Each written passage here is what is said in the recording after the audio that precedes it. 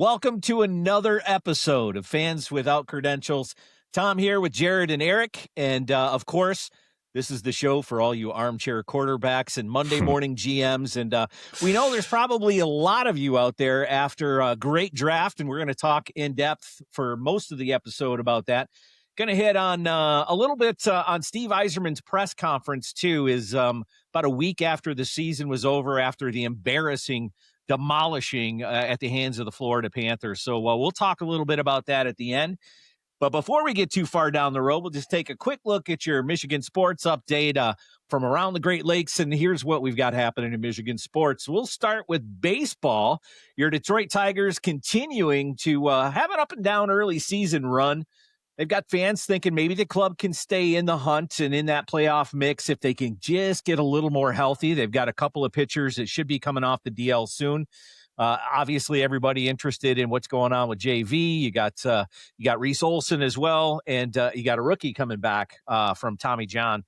Maybe late in the season. So Atlanta going to be on the road starting Tuesday, and then the Texas Rangers coming to Comerica Park. And then in football, the Lions, of course, made a lot of noise in the NFL draft, adding a couple of Michigan standouts, Derek Moore and Jimmy Rolder, to reload that defense. And we'll have more on the draft in detail as Jared gets us set up for that.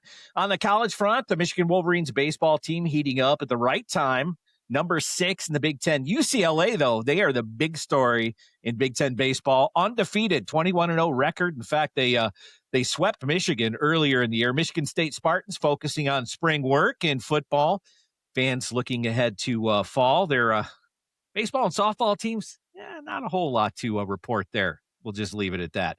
And around the state, high school spring sports in full swing, track and field.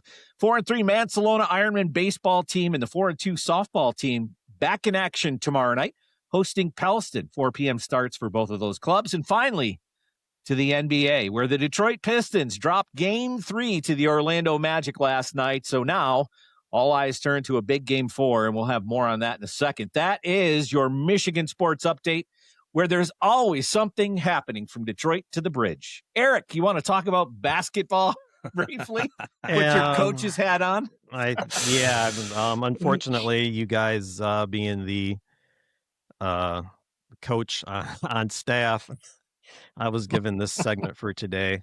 So thinking about this for a minute, I just watching the last game and kind of seeing what's been going on with this series and things that we've talked about from earlier on in the year when the season got started.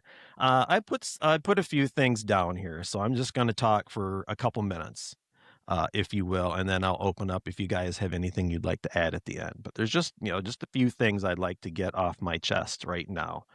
And again, it says Fans Without Credentials. So if you want to at me, go right ahead. I really don't care. So here we go, guys. The Pistons lost 113-105, which puts the series at 2-1 now with Game 4. Yep. In Orlando tomorrow. I believe it's 8:00 on Tom's favorite networks, NBC and Peacock. So make sure you don't miss that. Or if you don't like to subscribe, then go ahead and miss it, and we'll talk about it next week. So let's get into this. Let's talk about the spacing crisis for what I like to call perimeter paralysis. The Magic are completely ignoring the Pistons' perimeter shooters and daring them to win from the outside. And the Pistons are failing this test miserably. And you guys have seen how well we've been shooting from the outside. Just 30% from three-point range through 3 games. Averaging 9 made threes in a game, currently the lowest mark of any team in this year's playoffs.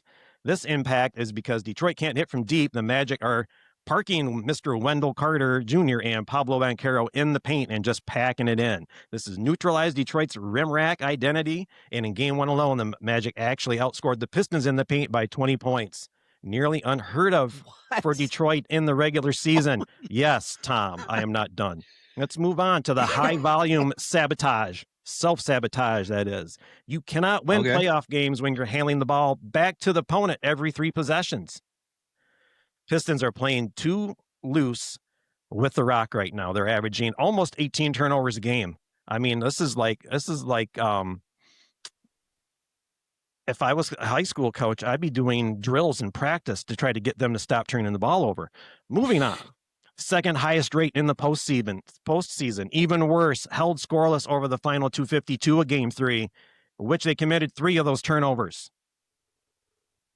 Impact that, gentlemen. Defense ranked number 1 in the league for blocks and steals, not allowed to get a chance to run because of their own offensive turnovers, and allowing Orlando to set their half-court defense and actively taking away their own transition game. And we've talked about that as we get into what I like to call point 3 of this coaching chess match, which I don't think there even should have been, because now we've got it wrapped around some rotation flaws at the same time.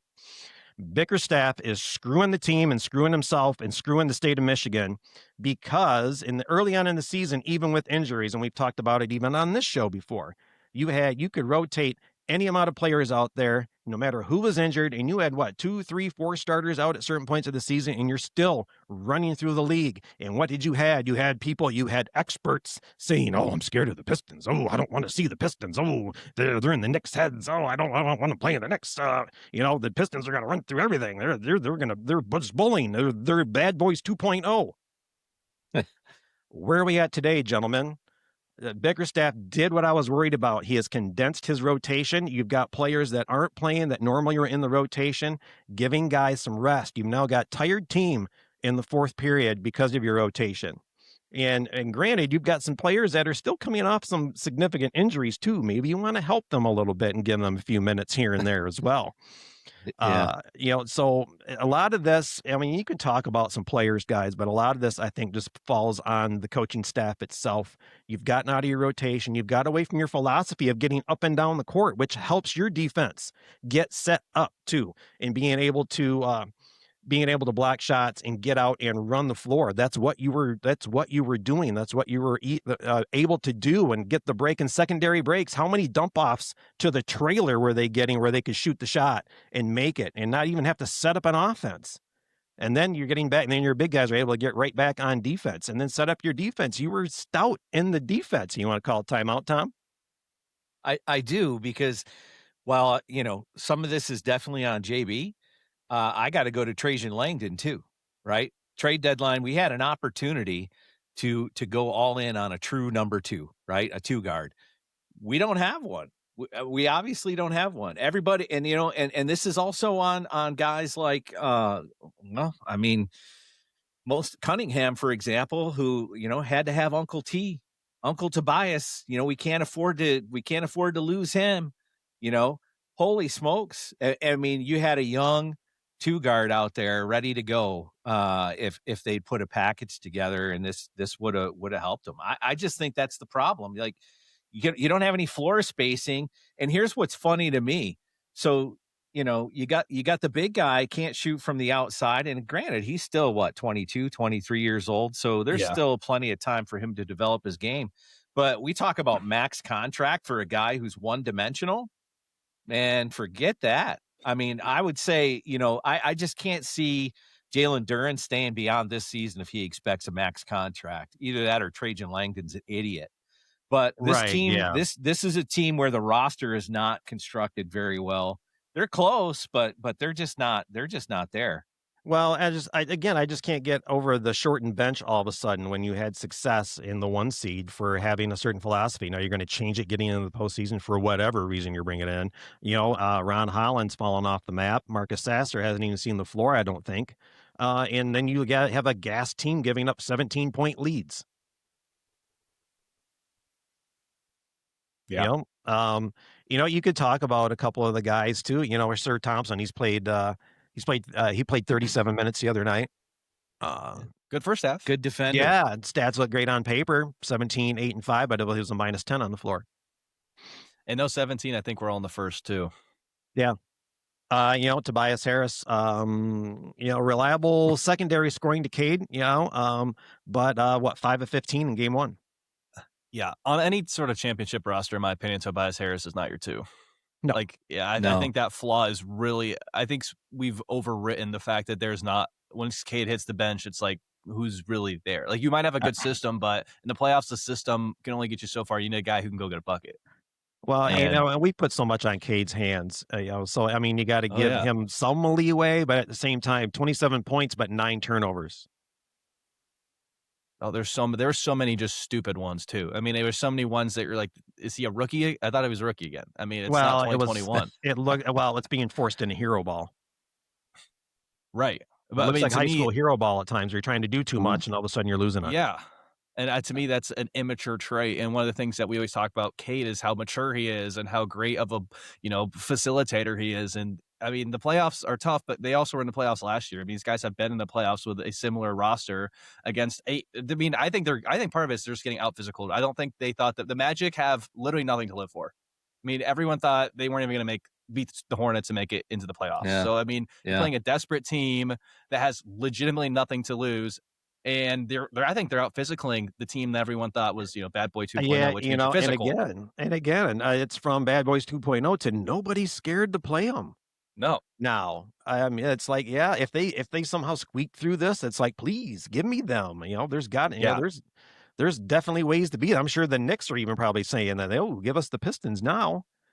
The Knicks got to make it out of Atlanta first. Well, yeah, I get that. Yeah, they're having a fun time with Atlanta right now. That's a great rivalry. Guy, before I end my part of this and see if you guys have any last words here, this definitely is a must win. You guys have heard me give my Yoda moments of the night during some sports broadcasts and whatnot. This is going to be my Yoda game of the season. The Pistons need to do or do not. There is no try at this point. Agreed. Well, they're down 2-1. They better figure it out soon. And Orlando, one of their best players, Jalen Suggs, shoots like crap on the road, 29%, 37 at home. So, I mean, just every little thing is not in their favor for tomorrow night. Suggs looked good at first game and at Little Caesars. So, hey, Jared, let's shift gears to something where we can at least not feel so bad about ourselves. Some hopium for the Detroit Lions. And I mean, the draft, I got to tell you, going in, I just wasn't super jazzed about the offseason we had with the Lions. So I was hoping for some inspiration with the draft. And I feel like I got some. What did you take away from it? Well, yeah, I mean, obviously we'll deep dive into the Lions a little bit more, but I mean, just a little precursor. I think the Lions did a lot better than they've done the last year. I think there's a lot to be, excited about. I think Brad Holmes finally, got back to the basics, so to speak. But, when you're looking at this whole draft, it was a draft that everyone had been saying for so much. It was driving me nuts. It's not a strong draft. It's not a strong draft. It's not a strong draft. And that's just because you don't have a premier quarterback. You don't have these blue chip players the same way that, you have a couple, Jamar Chase, you have these Joe Burrows, you have, Aiden Hutchinson, you have these guys who are like, oh, these are legitimate top guys. There was this draft, after Mendoza went, it was really, anyone's guess. I mean, we had Arvell Reese at 2 all year. He goes all the way at 5. It was one of those guys where if he fell past 2, the Cardinals are licking their chops, and God forbid he passes past 3. Tennessee is, a Robert Saleh defense with a guy like Arvell Reese. I mean, it's a match made in heaven. But both of those teams, they all decide to go different routes. I mean, you see David Bailey. That's a commitment to Aaron Glenn from the Jets. They're committing to say, this is a guy in your defense. We'll give him to you. He's an older prospect, was the most put together edge rusher from a pass rushing perspective, and they got the edge. And then, Jeremiah Love is, he's going to be a top 5 paid running back by his third, maybe even a second year. Is he worth it? Is he that good? You're picking running back that high. And then Carnell Tate, I personally think Arvell Reese goes there every time in my head, but give Cam Ward some weapons. So, the Giants end up sitting nice with their 5th and 10th pick. Some people criticize the Maui Noah pick. I think it's great for what they need. They need likely guard depth, and also they got a guy who can switch to play tackle if he needs to. I mean, this guy is versatile. He's good. He's probably pound for pound the best offensive lineman in the draft from a scouting perspective. I can't hate the process of, what they did. One of the processes, I'll get more into them, but I cannot get behind is the Dolphins trading out of Caleb Downs to get Caden Proctor. To me, that was just a complete slap in the face to everything I know about football. I mean, I sat there with my jaw on the floor. I mean, usually it's the other way around. The Cowboys are doing something I can't explain, but on Not Thursday night, it was the Dolphins. They did some other stuff later we'll talk about. But, I mean, one of the things we'll maybe talk a little bit more about now or later, but, that next pick of the draft, number 13, was one that I don't care who you are. No one saw Ty Simpson going to the Rams at 13. I mean, I know that, Eric, you have some thoughts about it. I'm sure, Tom, you do too. We'll get into But, that a couple times today. Yeah, just your early thoughts for me were, obviously it reminds me of Jordan Love, kind of the elephant in the room, a team that has a quarterback pretty much coming off an NFL or MVP or MVP caliber season. And then you draft a quarterback in the first round when receivers seem to be one of the highest needs, especially when both of those drafts, you have a wide receiver that you feel is worthy of the pick at, I think it was 10 back in 2020 and now 13. Mekhi Lemon's sitting right there. Everyone's, Mekhi Lemon. They draft the quarterback of the future. Everyone's talking about Sean McVay wasn't really too happy. I'm sure most people saw his press conference, but, Eric, I'll give you a chance to chime in here. I know we'll get a little bit more detail later, but just, 13, you're sitting there watching the Rams pick, Simpson's the names that called. Yeah, and depending, I can bring it up now. I actually have my on a list to talk about today as a potential bust for me. I was completely blown away by the pick. I didn't know if they were ready for that pick. I just thought maybe they would have some other areas that they could take care of first before trying to give Stafford the Aaron Rodgers treatment or the Brett Favre treatment and have somebody that possibly learned behind you for a couple years. I don't know if he's ready for that thought in the back of his head yet. Maybe so. But again, that was kind of, and not just me, I think that jumped out at a lot of people getting Simpson at 13. Again, I just think there's other things that they could have taken care of there. Yeah, my thought on it was, I think it's great for Simpson, right? It's great. He's going to be able to sit behind. He's got Bennett in the room. He's got obviously Matt Stafford in the room. So, a couple of guys that'll be able to groom him. I see him going in as, QB3. He was fine at Alabama, but he doesn't have a lot of reps, right? He had a season. No. It was good. It wasn't great. But halves. I just don't want him to turn into a Trey Lance. Well, yeah. At least they didn't trade up for him. Trey Lance. That was Trey Lance. Well, there's a lot more to unpack there than just drafting where you're at. Yeah, I think he was a pretty safe pick, and again, I think if you get him in there and you groom him, he should be fine. First round at number 13, like you said, Jared, I think, if you're looking at Sean McVay's reaction, here's a coach who's trying to win a Super Bowl next year. Yeah. And you want that first round number 13 pick to be a day one starter to help you do that. And like you said, Jared, there were other places they could have gone to that. But for Simpson, it was a great deal for him. And, the GM probably thinking long term. McVay, I think he's thinking Super Bowl like 2026, 27, man. Well, the great thing for Simpson is that it's in his hands. He can earn that contract and stay and make us all fools, And so it's in your hands, young fella. Let's see it happen.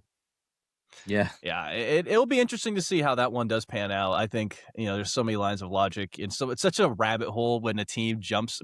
Everyone's talking about, Ty Simpson likely maybe being an early second round pick to the Cardinals, especially, Jeremiah Love, pair him with a young quarterback, get a little dynamic duo going out there in the desert. But, they didn't really get a choice unless they somehow had that intel. But when we look back into the round, one of the things I don't think, speaking of Mekhi Lemon, I don't know if I can't mention, especially as a Bengals fan, is the blunder that the Steelers had. I don't know if you guys heard. I'm sure you guys heard about that. So in case, anyone out here has not, the Eagles trade up with the Cowboys, which I don't think this is a good process, but, talk about Caleb Downs' good process by the Cowboys. Trading with your division rival to get a wide receiver who should not be available at 20, to me, is a terrible process. But they jumped the Steelers at 21. But the Steelers called Mekhi Lemon telling him that we're drafting him. And while he's on the phone with the Steelers, he's getting calls from the Eagles, and they can't reach him because he's on the phone with the Steelers. So never seen that before. I don't know if that's ever really happened. I don't know how the Steelers, I know it's in Pittsburgh. Maybe you're trying to pull an extra card out, steal a pick or something. It's in Pittsburgh. They need all the cards they get. They don't have a starting quarterback next year. You had your number one overall pick not even there. So, yeah, it's to me. And then then they reach on Max Ianachor. I think he's a guy who definitely we mentioned him last week. A guy who once all said and done we could look back absolute first round talent. But he's super raw, has only played college football for, I think, 3 years, football in general for 3 years. And you don't know what you're getting. You don't know what you're getting. high ceiling, but Steelers are kind of almost in a rebuild phase, and I think, we saw them do that with Drew Aller. But that's kind of like the first round, all the mega highlights I wanted to go over. Is there anyone else you guys thought like jumped off the page round one? I can't believe this guy went, or something, anything like that along those lines, first round wise? Well, so there's a guy that didn't go that I think I think is going to make the Ravens a really happy team, and that was Diego Pavia, Yep. who went undrafted out Couldn't of Vanderbilt. believe that. We talk Heisman finalist. we talk about size being a problem and the godfather of He's college too football. old. Yeah, you know what? Listen, man, the guy balled out. I mean, Yeah, it he did. doesn't necessarily mean it's going to translate to the NFL, but Yeah, I mean, he's won I like at every step. I like that the Ravens picked him up as an undrafted free agent, gave him an invite to their mini camp, and we'll see how it goes, man. But this is a guy who could come back and be a pretty solid backup quarterback and make a profession out of this. Tom, I normally think you're pretty reasonable, but I think that is, you might as well, that's a stand-up line right there, that Diego Pavia will do anything in the NFL. I mean, you can't even see over the offensive line. I mean, he's like 5'8". I mean, he's a quarterback in NFL at like 5'8", 5'9". Like, yeah, he has won at every stop. Don't get me wrong. I mean, he is in a lot of ways a winner, but he's also a complete arrogant guy who didn't get drafted for a lot of his off the field issues. I think, if he's got a stand-up football character, you know what? You could see him go in these later rounds potentially. But I mean, I don't think there's any. If I'm a football player and that guy's my quarterback, I'm not playing extra hard for that dude. He's gonna take all the glory. He's not a team player. I don't know. I'm not a fan of Pavia. I mean, he's an athlete, but yeah, NFL. We'll see what happens though. I mean, he's going to the Ravens. I think they got a good locker room, and we'll see if we'll see what happens. But I think it was worth taking a flyer on the guy. I mean, he's at mini camp, right? I mean, they're risking nothing. Are we convinced, though, especially in the North, that Minnesota's in a full-out rebuild now? I don't think they know what the hell they're doing up there. Well, yeah, I guess we can kind of move into that, guys. Look at the NFC North. I mean, at the end of the day, when push comes to shove, that's kind of where a lot of our headway and focus is. And I think we should start with the home team Lions. What do we think? First round pick, Blake Miller, 17. Yeah. Initial thoughts, maybe a couple days now we've had to digest, look back at that pick. How are you feeling now after, you've had your chance your stomach to settle? I like it. I like that pick a lot. I mean, I think he, Holmes talked about it at his presser and Campbell talked about it too that night. And, he kind of fits the identity. He's a blue collar guy.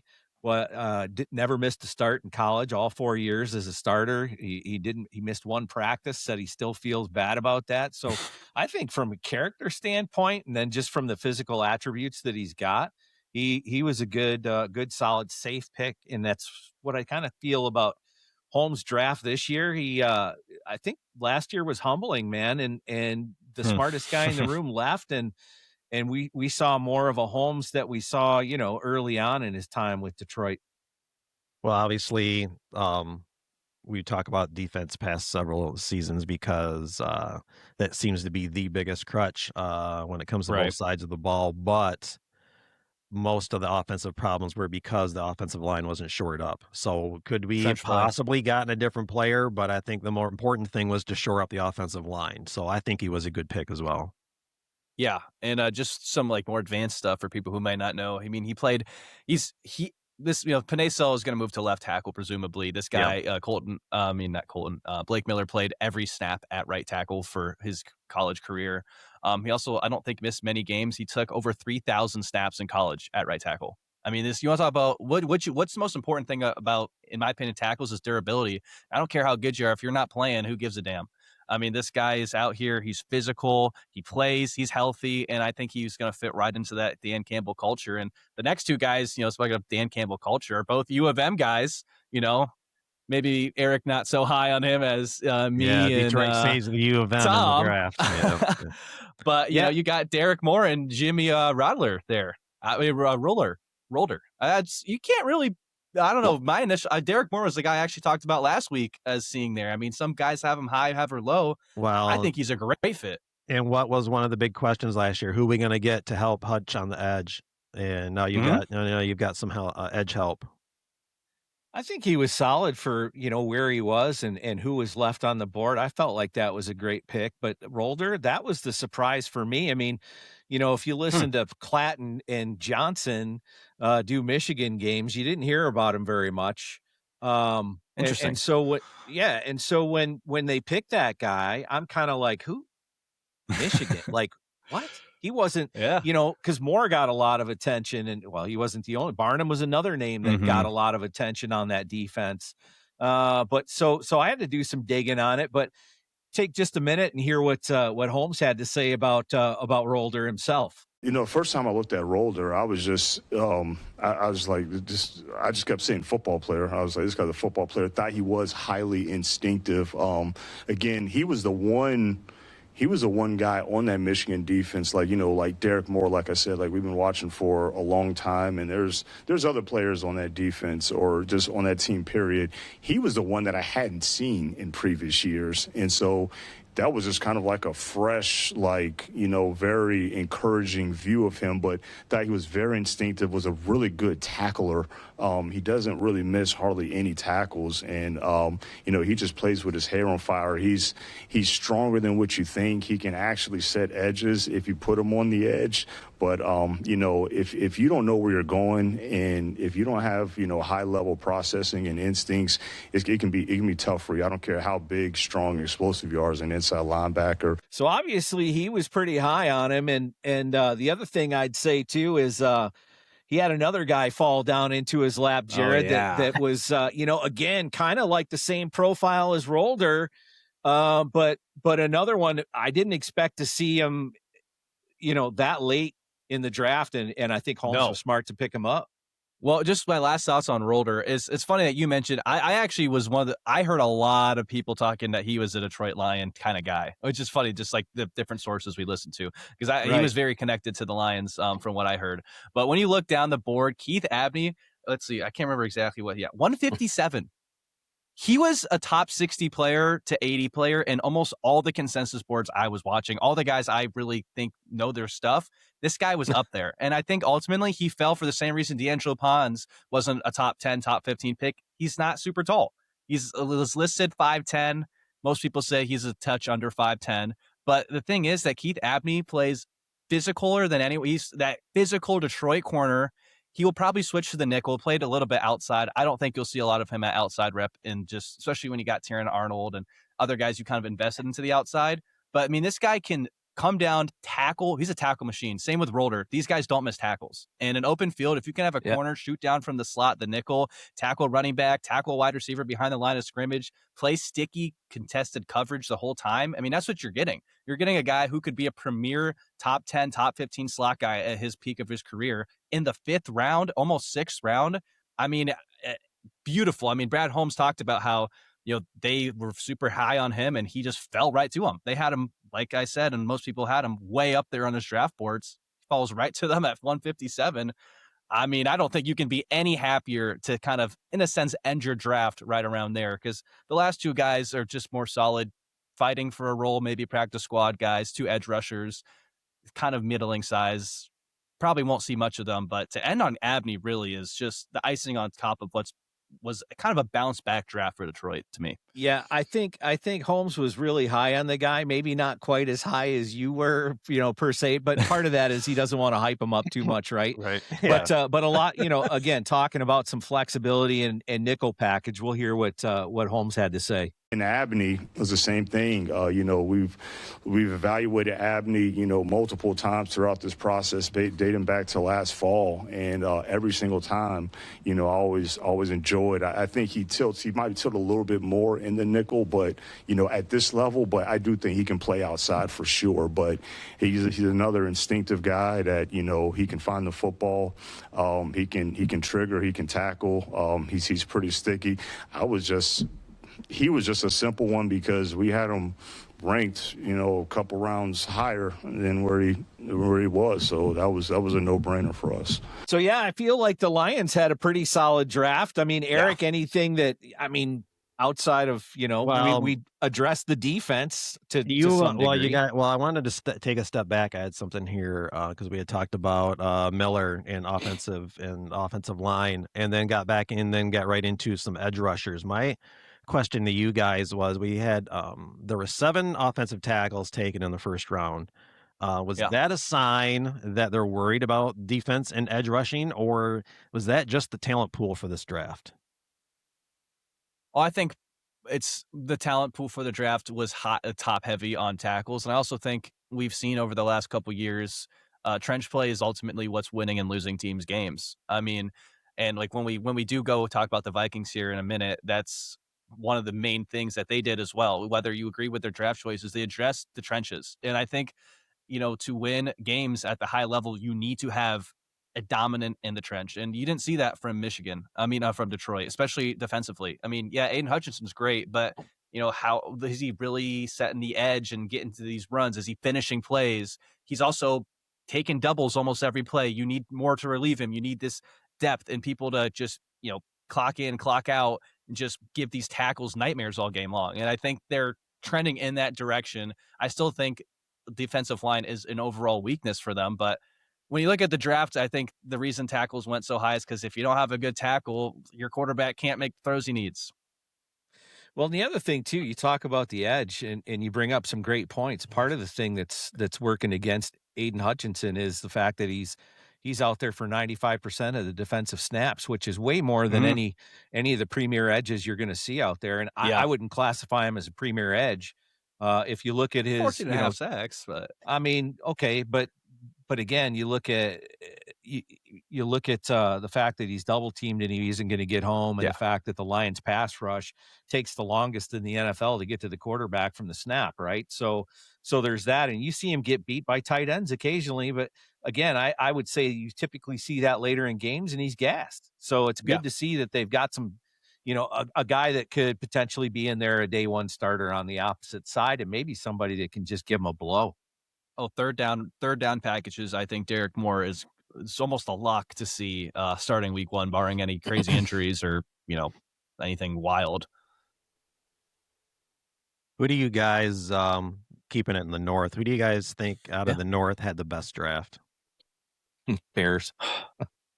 I mean, I think it is overall the Bears. I think they just drafted well. I mean, it's funny. We were talking earlier, Eric, some of the one guy that I really think knocks the draft down from potentially an A+ for the Bears is the guy you think might be one of the biggest steals in the draft. So the hidden steal. I'm not going to take your thunder on this. No, you're right. Go ahead, buddy. You're okay. You're okay.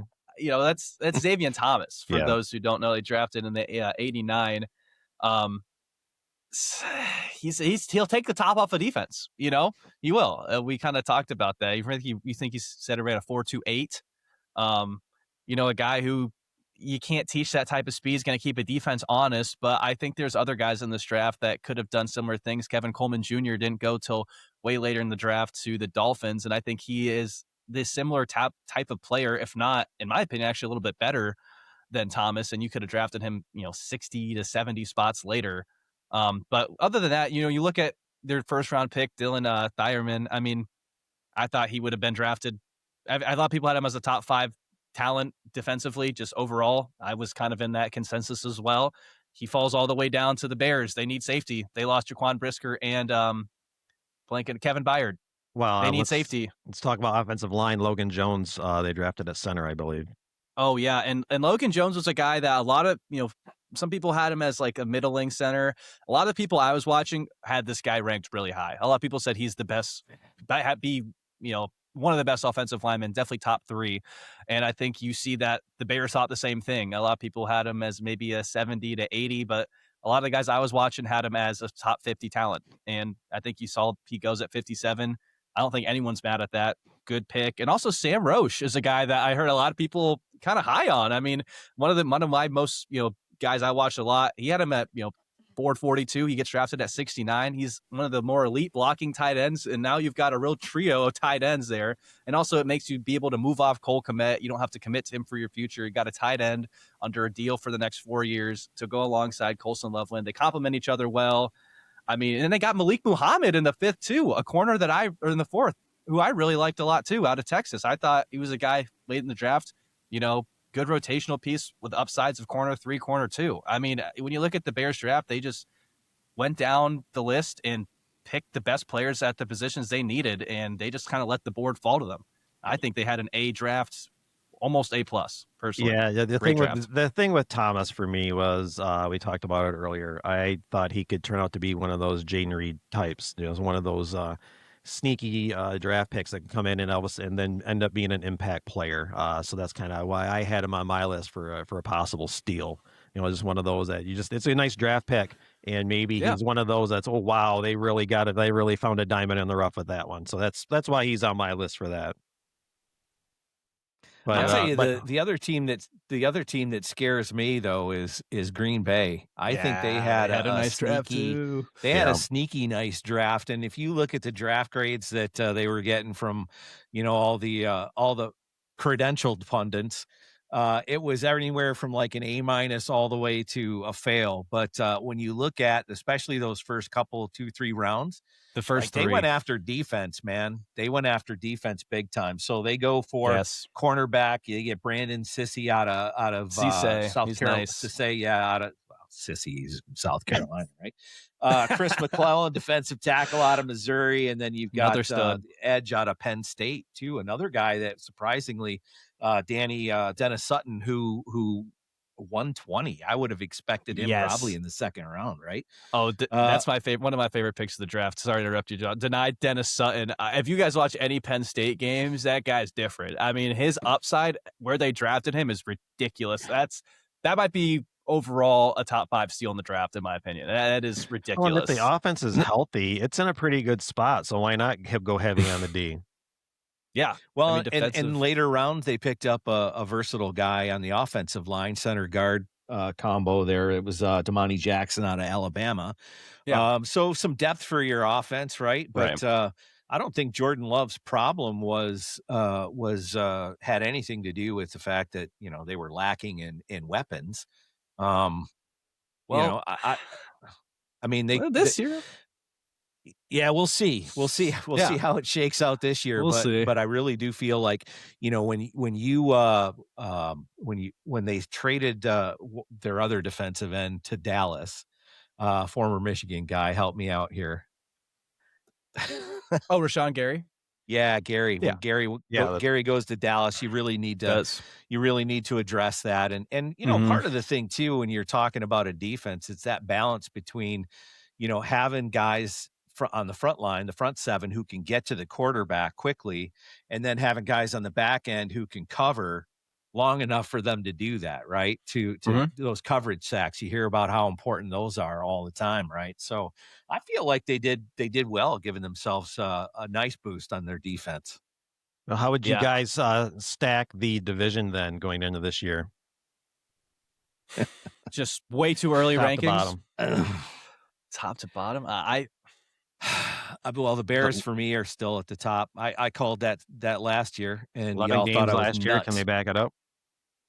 I think so. I think they got better. I think you got a coach there that's going to, convince the GM they need to build from the inside out and put some capital on the defensive side of the ball too. They've got a weapon in terms of, a guy that he had in Detroit and Williams who could absolutely take the top off of defense.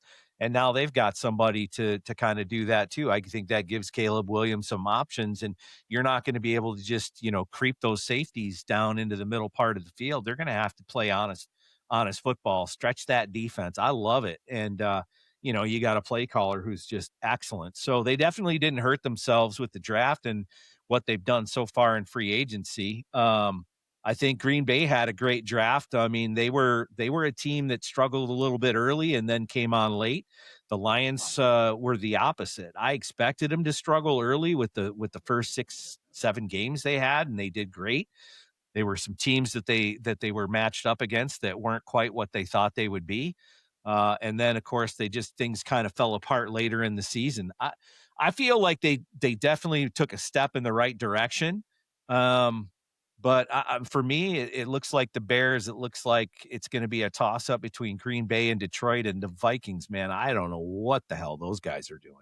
That draft, I'm still What were they doing? I do want to go over the Vikings draft a little bit, but first, just to give my, I don't know if it's because it's Cope, but I still believe in Detroit. I think people have written off Detroit too much. I mean, they had the 4th best offense last year, and their defense was still again injured as crap. I mean, they didn't play good.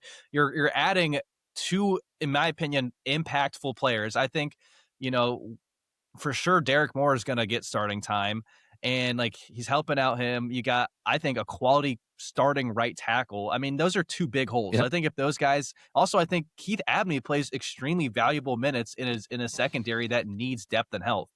And they're all their core guys, all the guys that really got him to the point of the the NFC Championship views back.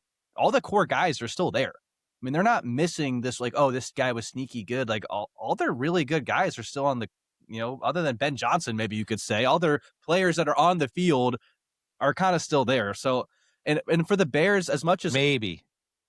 Well, yeah, I mean, the safety back help end is still, we don't know what's going to happen back there. Right. That is truly the biggest question mark. I guess I'm gonna assume that they're going to play and at least be above average to average. I think at one of them, I think Kirby Joseph's the more question mark. But either way, I agree. With the Bears, my biggest thing is, one, I have to see a team do it twice. Ben Johnson is good and above average for a first-year head coach, but you see a lot of sophomore slumps because you come to a team, all your new schemes, there's no film on you. You can do whatever you want. And now there's a whole year of tape on this team. And also they've lost a lot of significant players. I mean, I think Jaquan Brisker and Kevin Byard are huge losses. Kevin Byard, if I'm not mistaken, led the league in interceptions last year. He's an older player, don't get me wrong, definitely on the tail end of his career. But, I mean, that's a guy who has a tremendous impact on your team that's not there anymore. Your other safety who's been there for the last 4 years, he's not there anymore. Like, you're getting quality guys like Dyerman to replace these guys. But to me, I have to see them in their role before I'm ready to give them the North again, because to give them the North again, that means they got to also be better than the Packers and the Lions. And I'm not sure if I can confidently say that they are, even though they've shown that they can be. I mean, the Packers didn't play Jordan Love in the playoffs. They still, they choked, but I mean, the Bears barely beat them. And the Bears are now, we're ready to crown the Bears. They couldn't beat Malik Willis, and everyone says Malik Willis is bad now all of a sudden. But it's just, the Dolphins overpaid him. It's like but the Bears winning against him is good. Yeah, the Packers, I think it's the Packers and the Lions, quite frankly. I think that the Bears still, to me, have to prove it. And maybe that's a little bit of the logo next to their name. But to me, 1 year is not enough for me to write the check that the North deserves to take. I mean, I think people did that with the Bengals, and, stuff happens. I don't care how good your quarterback is. Stuff happens. Yeah. This will be the last time I will put Detroit at the top of the list. Yeah. I will give them. I will give them this season. I don't even know why I am. Only because benefit of the doubt. We'll see. Obviously they're replacing some things and got rid of some things. You got to think last year's not going to happen again, because nobody expected last year to happen. So let's see. Okay, let's have a bounce back year, but after that, you won't see me put him in the top for quite a while. But Jared, I second you on that one. Jared, I gotta give you a minute here and just not poke fun, but I'm gonna give you since you're the resident Cincinnati aficionado. Sure the Bengals traded out of the first round, handing the number 10 pick away, and then made a pick in the second round, getting Cash Howell. So besides being able to enjoy your 7th round pick in the defensive tackle Landon Robinson, I would like to know if these depth guys in trading out of the first round is the missing piece to stop Mahomes and the rest of the AFC. I know I didn't bring up what they did before the draft, and I'm sure you will, but are you in a good spot being a Bengals fan right now? I have not been happier in a long time. Yeah. The front office. Nice. Saw the writing on the wall that Joe Burrow is starting to get mad, starting to be like, dudes, if you keep it's like what Golden State does with Curry, except Curry doesn't care. Surround me with good players so I can win because I'm a good player. And they were not doing that defensively. They kept drafting bad players, reaching on players. We are the classic team that's like, well, if this guy It's just potential. He's Myles Garrett. But, what's a what? That's a dart throw from 100 yards away to even hit the board. I mean, that's what we kept doing year after year. So we got rid of our 10th pick. And also, obviously, the way the board fall, if Ruben Bain would have been there at 10, I would have come out of that draft with a big old smile on my face. But you can't guarantee that. And most people didn't have him falling all the way to 15. Yeah. Talk about biggest steals of the draft. Where'd he end up going? 15 to the Bucks. Yeah, the Bucks. right. Talk about a good draft, Tampa Bay. Whew. But our 10th pick is Dexter Lawrence, who is the best nose tackle in the league on a year where he was bad. He was bad last year, guys. But when the Giants, when he was on their field, they were top 10 in every defensive stat. When he was on the field, they were bottom 5 in every defensive stat. But he had a horrible year last year, guys. Don't remember that. I had the receipts for you guys. But we talk about our free agency. We got defensive tackle depth with upside. We got Boy Mafe on a good deal. We got a starting safety, Brian Cook, who is way better than Geno Stone. Those are 3 of our biggest holes we fix in the free agency. Sign them to all great low guarantee contracts. Easy to move these players. Then we go to the draft. Basically draft Dexter Lawrence with the 10th pick. He's guaranteed for the next 3 years. Only $25 million guaranteed, guys, for Dexter Lawrence for 3 years. Yeah. Insane value. Insane. Way better than Trey Hendrickson, dude. Everyone's talking about Trey Hendrickson left, dude. 4 years, $112 million. Good luck, Ravens. Good luck, Baltimore. You can have him for that every day of the week. And then, the biggest thing is when you look at our draft is linebacker. And, I can't lie. 2nd round pick, Cassius Howell. We have Jacob Rodriguez sitting right there. My personal pick would have been Jacob Rodriguez. But when you look at what Cassius Howell can bring to our defensive line, if our linebackers, if we have our defensive line right now has 3 first round, is it 3 or 4? 3 first round drafted edge rushers or defensive line talent and 3 second round guys. There's a lot of talent on this defensive line, and it's deep. It went from a complete weakness to our strength. There's not a snap where the offensive linemen are not going to be getting fresh legs from guys who are tenacious and wanting to play. And that's what we got. We got Cassius Howell. I think he was a first round player, goes into 2nd. Don't overthink it. You take him. You keep going down the list. You've got the 3rd, or we traded out of the 3rd round. Wait, I'm blanking on all my guys. It's been a long couple days for me, guys. On the brain. Players. Oh my goodness. Hey, be careful. You're going to become an elite. But we got Connor Liu, who was one of the consensus best tackles in the league until out of college, tore his ACL. But he doesn't have to play right away. We got Ted Karras, who's been healthy.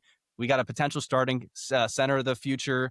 We got Brian Parker in the 6th round, another guy he's played every position on the offensive line in his career. And he has said to the media, I'll play whatever. So if you can get a guy in the 6th round who has the upside to say, hey, you know what? Your left tackle's hurt for 2 games. He can plug and play and give you quality minutes. I don't think you can ask for much more in the 6th round. And then all the way in the 7th, we got 2 guys I really like. Jack Endres, tight end out of Texas. A guy most people had mocked in the 4th. Some people even had him in the 3rd. Falls all the way to 7th. In his interview, he kind of gave a little cheesy now, but the Amon-Ra, every team above me is going to pay. All those tight ends above me are not better than me. And that's not even crazy to say. This guy is good in our tight end room. Mediocre of the pack, solid. But this guy could be a complete game changer. And, last but not least, we got the big defensive tackle out of Navy. I mean, I just think when you look at our draft, we've had a lot of misses since Joe Burrow. I mean, since our 2021 draft with Jamar Chase, even besides Jamar Chase, no one was really that great. And so we're finally starting to see some easy kind of back to the basics. Like I've said with Brad Holmes, just don't overthink these picks. You need these positions. They're the good players here. Trade down. We also made a nice trade down, something we, sometimes do, sometimes don't, and ended up getting 2 4th round picks who are going to be players who have chances to start.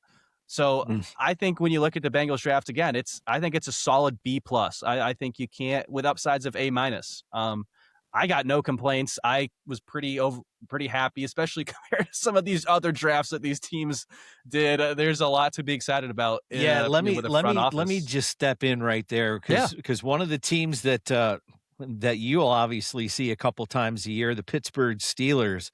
For me, we talk about bests or busts at this point.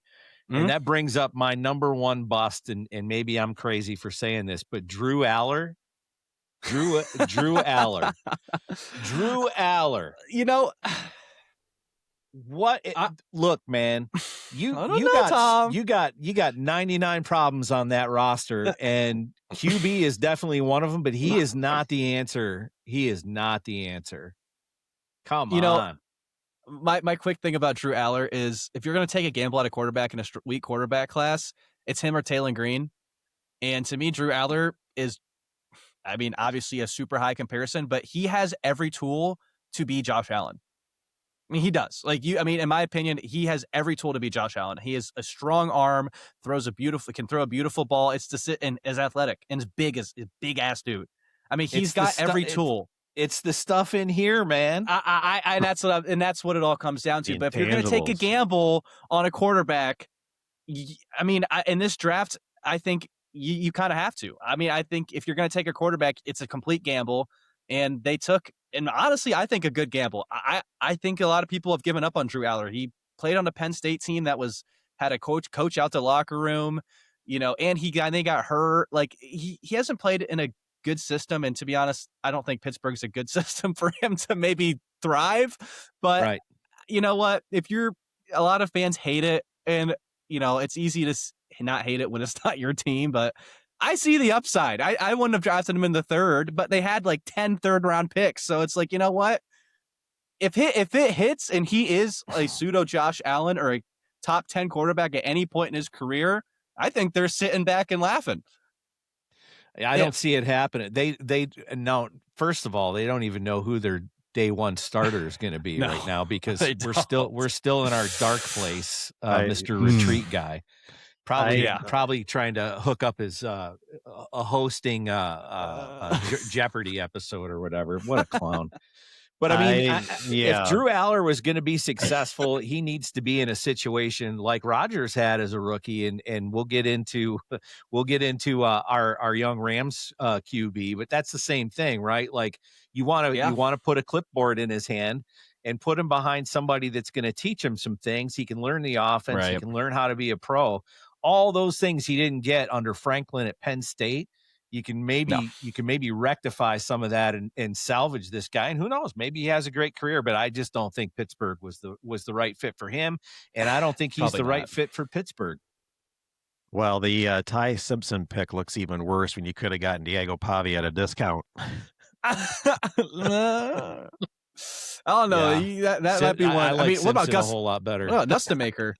You want to talk about someone get at a value? Nustemaker pretty much falling out of the draft almost is where the value was at quarterback. I mean, Carson Beck, I don't know if we talk about biggest bust. Carson Beck at the top of the third. I mean, the Cardinals, there's no wonder the Cardinals haven't seen much success and are a pretty historically bad franchise. I mean, that is an epitome of just a bad pick. Carson Beck his ceiling is, in my opinion, decent backup. And you're drafting him at the start of the third. Yeah, it's like that's the Connor Cook pick of the year. Yeah, I mean, it kind of is. It's a guy who he can play some good minutes, but is he ever going to be the guy? No. Right. No. But again, with Cook, you just thought it would pan out just because of what happened with Kirk Cousins, but it's another story. Yeah. So but again, my bust was Simpson and my potential bust, and you mentioned my steal would have been Xavier Thomas because I think he can be a sneaky one. My big winner for the draft, I made it a no brainer. I just went with the Raiders, starting with Mendoza and actually being able to learn with behind Cousins and whatnot. I think that's a good setup for the potential future there. But my loser is absolutely the Minnesota Vikings. Before we move on, I do want to touch on their draft because we've talked a lot about it, but I haven't talked about any of the players that they've drafted. They started off with Caleb Banks, and this is a guy who's Chris Jones comparisons. He's 6'6", like 350, and he's a complete unit, but he doesn't stay healthy at all. He's super raw and has a nagging foot injury at 350 pounds. The chances of that stuff going away is, the chance of me making, a roster tomorrow. Well, it's pretty much zero. And they cleared cap space for a third rounder. Oh, gosh. Well, I will say Jake Galday at 51 is a good pick. Jake Galday is a guy I was really high on the draft. I would have loved to see him stay in Cincinnati, stay a Bengal, or stay a Cat, I guess. But ends up falling. He's a 6'4" monster.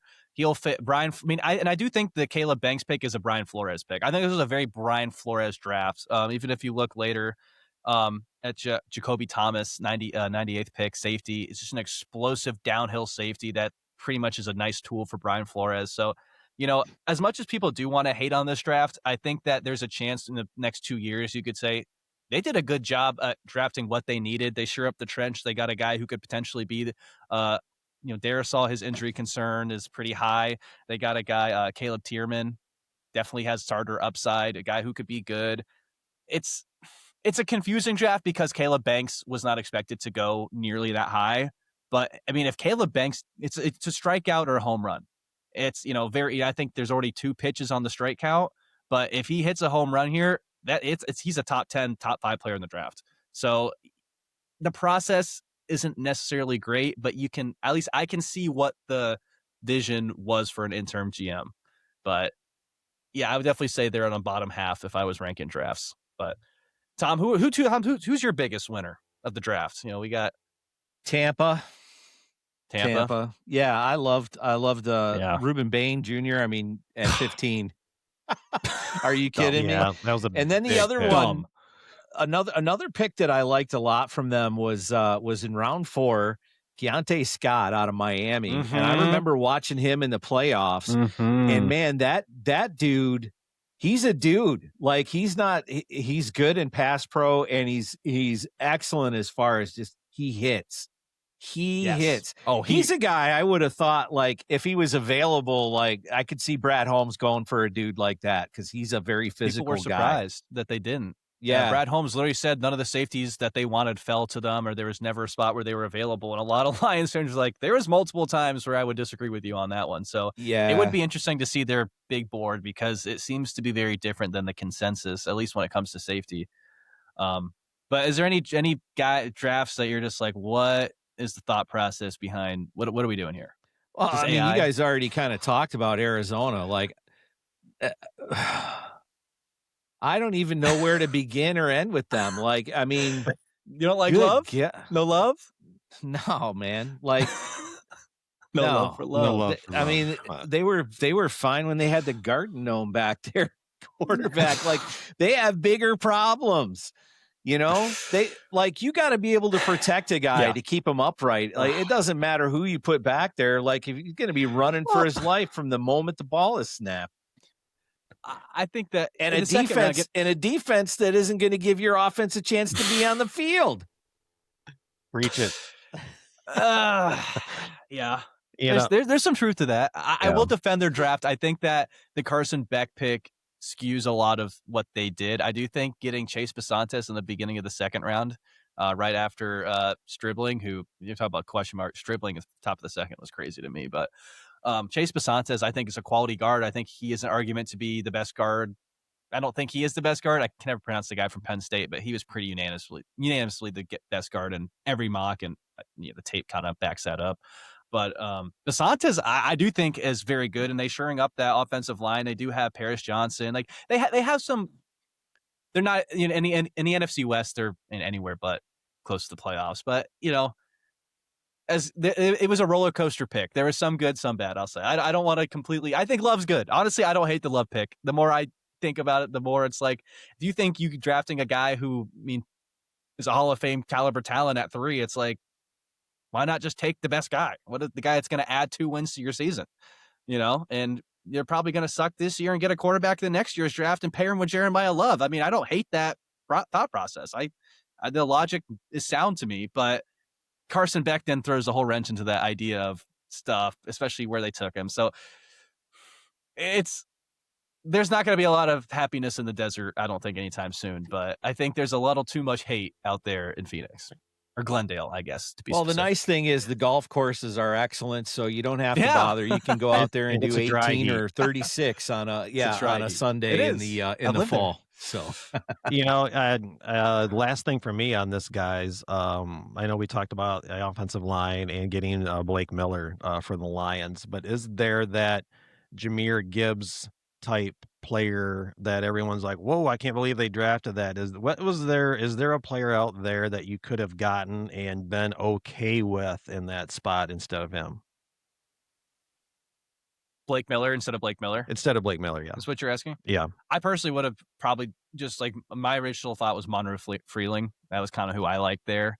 But I mean, looking at the way the board fell after that, I mean, really when it comes to the needs, the only other thing you could have maybe done is reach for Chris Johnson or reach for a corner. But, you know, I like the thought. I like getting a solid tackle. I mean, I like Blake Miller. I don't have anything against the pick. Yeah. He's a quality, durable guy. And that's what you need at line. And especially at right tackle, you want someone to stay and play. I just know, there were some of those give you. Lions drafts are like, you know, when they get Gibbs, everyone's like, oh, I can't believe they got him. There's some drafts when they were doing wide receiver after wide receiver after wide receiver, and they're like, oh, they're stacking the the Millen era.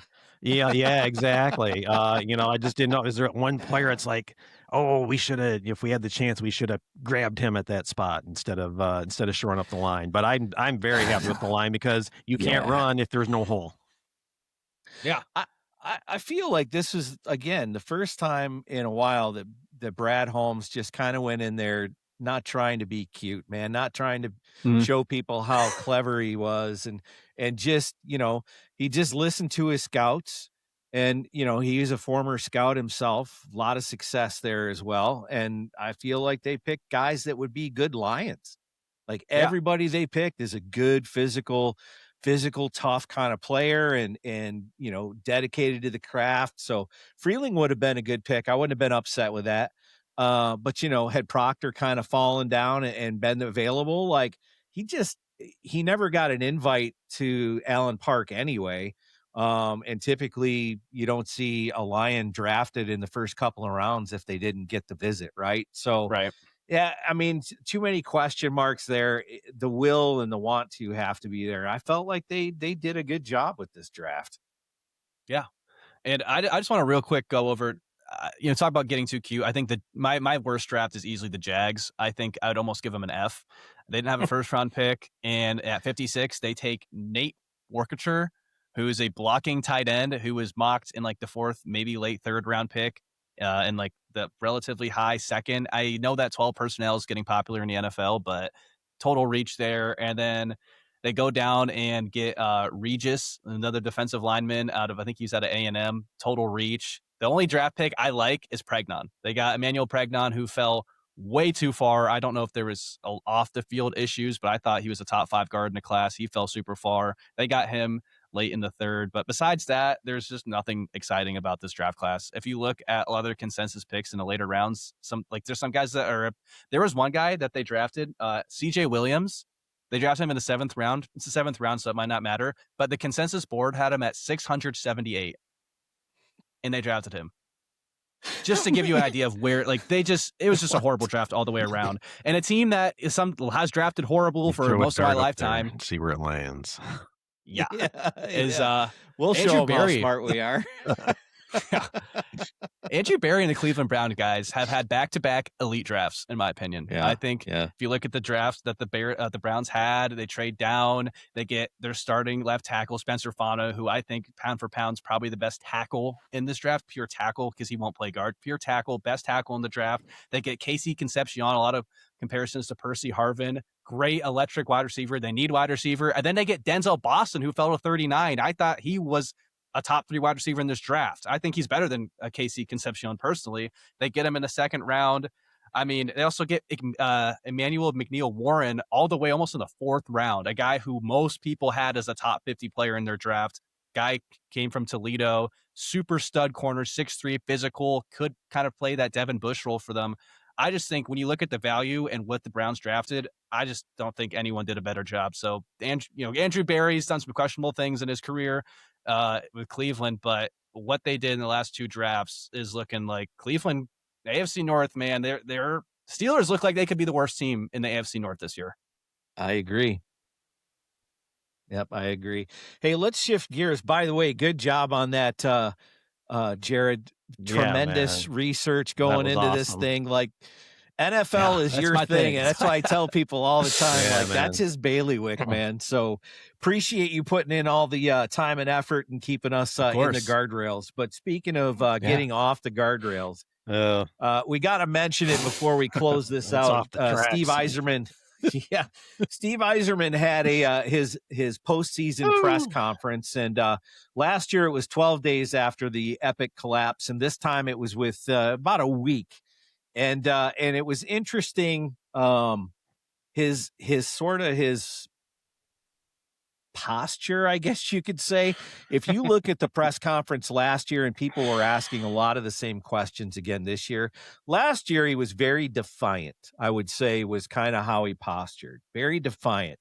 Rieger from The Ticket had asked a question about, accountability for the front office and blah, blah, blah. And he just gave two very short no and no answers, right? Just not a good way to treat it's Rieger, but he's still a professional media guy, right? In the sports beat, a little bit of respect would have been due, but this year is a lot of the same questions. And so first, a lot of folks wanted to know about his assessment of the team. Todd McClellan was pretty clear about what he felt were just some jerseys out there just showing up some nights.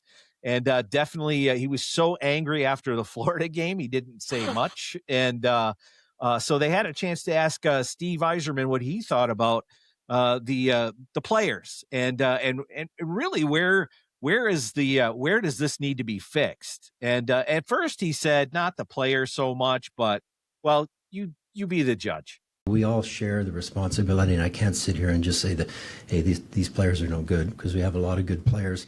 Having said that, I expect a lot more. Some players had very good seasons here, and some even that had good seasons I expect more from. And to make the adjustment to playing not just down the stretch, but playoff type hockey. I went through this as a player myself. The ups and the downs, the failures, the disappointments, and you have to learn from it, and you have to adjust, and you have to be mentally tough enough to get through it. So it's not the players, but it is the players. And so Bob Wojnarowski from the Detroit News, Wojo, man, I've been following him for a long time. He's very, they say he writes from ad libs. I don't think so, but that's part of his tongue in cheek with the radio crew. But he asked some pointed questions. And one of them was, do you see any necessary changes in your front office? And Yzerman was very non-committal, and you see for yourself. I would say at this stage, Woj, like a week after the season, you really need to take some time to assess where we're at, how we're doing things, what everyone's role is, and as I said earlier to Carlos here, talk to ownership a little bit about where we're at and how do we move forward here. Like ultimately, my responsibility is to do everything what's right for the organization. As I said, I intend to see that through, but that's not to say that things can't be changed around here. So at the end of the day, a lot of fans without credentials, obviously, we're not the hockey elite, holy smokes. So we don't know puck, but a lot of us have been saying like, hey man, what's up with the pro scouting, especially, right? But if you even look at their draft scouting, Chris Draper is at the top of that organization, right? Outside of Moritz Seider, we got anybody that's like top 6 talent, right? Outside of the German kid, Seider, right? There's some potential, but we haven't really seen it. And so as much as we make, Holland was terrible at drafting, which, I could argue that all day. They haven't done great on the amateur scouting, and they've done horrible on the pro scouting. The veterans that they've got around these young guys are not doing it. And we'll get into a lot of depth, in this next week. And that's the thing I also wanted to mention. Michaela, Eric's daughter, who's a travel hockey player and got a lot of background in it too. She's a very passionate Red Wings fan, a trait that she probably got from her father. And she's going to be she's going to join us. She has some credentials. She'll join us, and we'll talk a little bit about the Red Wings. But I just want to. I just want to finish the Red Wings thing for today with this. If you haven't had a chance to watch any of the playoff games, I really, really encourage you to do so. I have seen a physicality and an intensity in just about every one of those games, maybe except for Montreal. But when you're talking about Carolina, when you're in Ottawa, when you're talking about Utah and Vegas, Dallas, Colorado, these teams, Philadelphia and Pittsburgh, Boston, these teams are bringing it. They're bringing it to a level that what I saw from the Detroit Red Wings this year, at no point would they be able to hold up to that kind of physicality and that intensity. Most of these guys would be behind the bench. Well, first of all, Dylan Larkin would probably have been murdered, and they'd be out having an intermission break or something. And the rest of them would be fetal behind the bench. I think McClellan would have a hard time getting anybody to actually get out on the ice. He'd probably have to lace them up. I mean, it's a level that Yzerman really needs to pay attention. More importantly, his scouting needs to pay attention. And right now, I encourage anybody who doubts me, just go to the Red Wings actual website and look at their front office and look at all of the people that are listed in their scouting department. His brother, Kurt Maltby, Draper, friends and family, man. It's the friends and family plan, and he has got to fix it. He's got to fix it. We'll get into the details next week. Preach it, my brother. Yeah, man. I mean, they were up 34 points on Ottawa in January and choked that away. And what do we get? We get the no duh quote of the presser. We need better players. Are you sure? Yeah. Thanks. Profound statement. Yeah. I mean, ownership's disappointed now. Thankfully, I think they're getting disappointed. And the Yzer plan, the grace period, the honeymoon, I think that is all coming to an end. And I think it is now time for show me results, no excuses. We're gonna analyze the body language a little bit more next week when we deep dive here on the Red Wings, and because I have some feelings about kind of where that whole relationship is at this point, and so we'll see what Michaela has to say about it too. It should be a fun time breaking this down, and at the end of the day, I think everybody just needs to take a pause. Like, just because somebody is critical of Yzerman's job as the GM or any of these other guys that are in that front office, doesn't mean that you don't appreciate what they did as players. But listen, this team is about the team, not about any single player. As good as Yzerman was and as important as he was to the franchise, being critical of him it doesn't make you not a fan and not care about this franchise. I care tremendously. Yeah, absolutely right, man. Here's a quick example. I think the greatest point guard of all time is Magic Johnson, and he couldn't coach the Lakers. I mean, he'd have to fire LeBron as the head coach and GM before he could do that anyway. I think he did it and made it, a couple of months or something like that. Yeah. So, I mean, it's like, just because you can play doesn't mean you've got it up here. Yeah. Hey, LeBron's winning the series 3-0, by the way. So I don't know. Man. Yeah. LeBron at 41. And currently the C's are up 45-24. Oh, thank God. Oh, thank God. I've been wanting to check, but I didn't want to be disappointed. Those last two games have been not enjoyable. Oh gosh, so much. Oh, I hate the Sixers. Yep. I mean, you talk about a team I don't want to have to go in a half. Oh, thank well, God. I'll tell you what, guys, I appreciate it as always. And this one went a little long, but that's all right. We love talking about the draft. Yeah, man, we could probably do another hour on the draft anyway. As much dude, I could do an hour on every team, man. I mean, I could coach this game online right now and give you a critique too. Hey, but before we go, I think for some of the younger members of the audience, if you wouldn't mind, Eric, explain what that picture is on your shirt, because come on.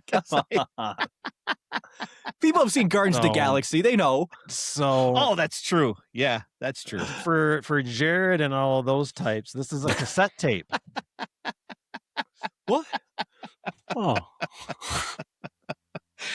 What's all that right, crazy device? So it is, yes. And our beloved Castle Farms, where I saw so many concerts there.